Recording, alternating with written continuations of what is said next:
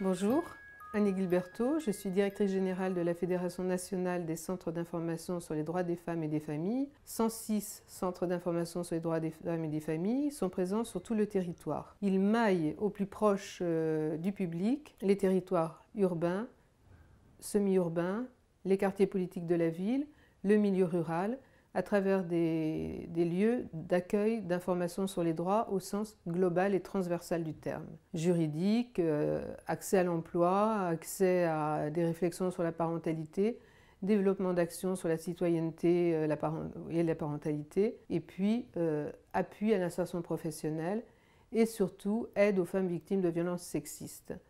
Aujourd'hui, notre réseau dispose de 2500 points ancré comme ça sur le territoire et dans les territoires d'outre-mer. Il répond à 930 000 demandes d'information chaque année, au minimum, hein, c'est un chiffre qui est exponentiel.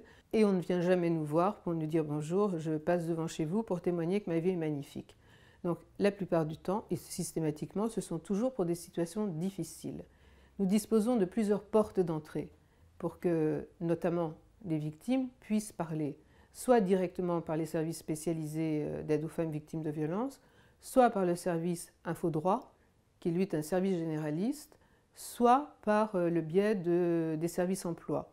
Nous recevons chaque année plus de 490 000 personnes. Parmi ce public-là, 58 000 femmes victimes de violences sexuelles, de viols, et 43 000 femmes victimes de violences au sein du couple, dont 65% d'entre elles ont encore des enfants à charge. Voilà, donc des enfants qu'on ne peut plus se contenter de qualifier d'enfants témoins, qui en réalité sont des victimes directes. Et là, il faut que nous changions de paradigme, que nous changions de regard sur la situation des enfants exposés aux violences au sein du couple. Ils sont dans un climat familial qui ne leur permet pas un modèle identificatoire permettant de comprendre qu'hommes et femmes, père et mère, sont à égalité dans le rapport éducatif, dans le rapport à la vie, tout simplement. Il faut changer de paradigme aussi sur le fait que les pères et conjoints violents ne peuvent pas être qualifiés de bons pères de famille. Non, ce ne sont pas de bons pères. Une prise en charge adaptée pourrait permettre probablement d'évoluer,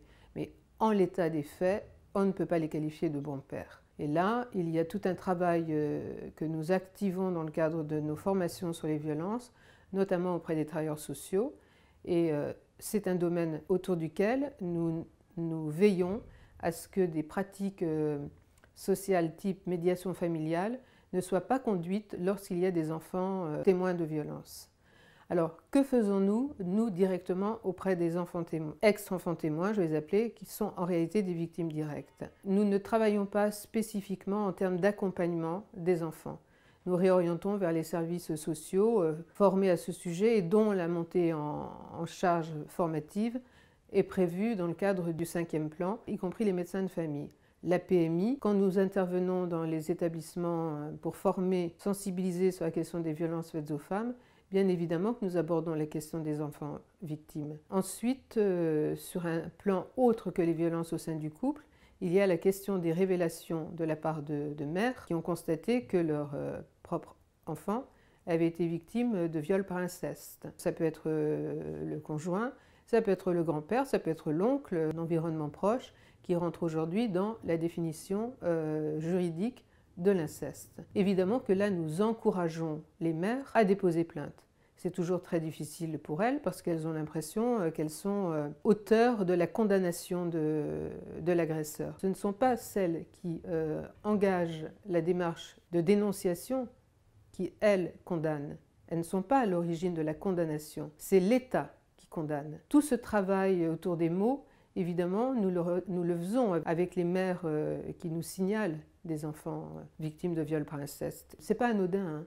Je veux dire, c'est pas une situation de temps à autre, c'est quand même assez régulier. Alors maintenant, dans le cadre du 5e plan, il est prévu de vraiment mettre la focale sur le renforcement des formations travailleurs sociaux, personnel médical, sur la gravité de la situation des enfants victimes qui voient des pères frappés, évidemment, sur la question du viol par inceste, où non, les enfants n'aiment pas par définition mentir. Non, la fabulation n'est pas par définition un travers dans lequel s'engouffreraient les enfants. Des psychiatres experts que vous avez probablement rencontrés dans le cadre de votre formation savent parfaitement identifier à travers la parole des enfants victimes, la réalité qui se cache derrière leur situation. Beaucoup de clignotants, beaucoup de manières d'être, beaucoup de façons de fonctionner révèlent ces situations.